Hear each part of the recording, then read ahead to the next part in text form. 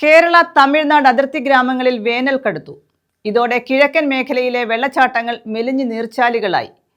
സംസ്ഥാനത്തിന്റെ അതിർത്തി പ്രദേശങ്ങളിൽ വേനൽ മഴ ലഭിച്ചെങ്കിലും തമിഴ്നാട്ടിൽ മഴ കുറവാണ്. ഇതാണ് ജലപാതങ്ങൾ അപ്രത്യക്ഷമാകാൻ കാരണം.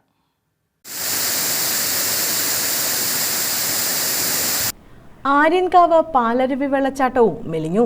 വനപ്രദേശങ്ങളിൽ നിന്നുള്ള അരുവികളും വറ്റി.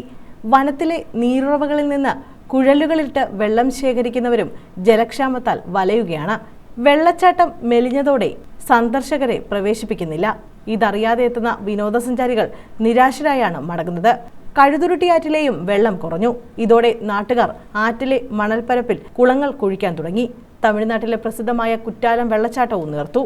കൂറ്റൻ പാറക്കെട്ടിൽ നിന്ന് ചെറിയ നീർച്ചാല് പോലെയാണ് ഇപ്പോൾ വെള്ളമൊഴുകുന്നത്. വേനൽ ചൂടിൽ നിന്ന് ആശ്വാസത്തിന് കുറ്റാലത്ത് കുളിക്കാനെത്തുന്നവർ വളരെ നിരാശരാണ്.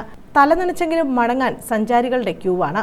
സഞ്ചാരികൾ കുറഞ്ഞു തുടങ്ങിയതോടെ താൽക്കാലിക കടകളിൽ പലതും അടഞ്ഞു തുടങ്ങി.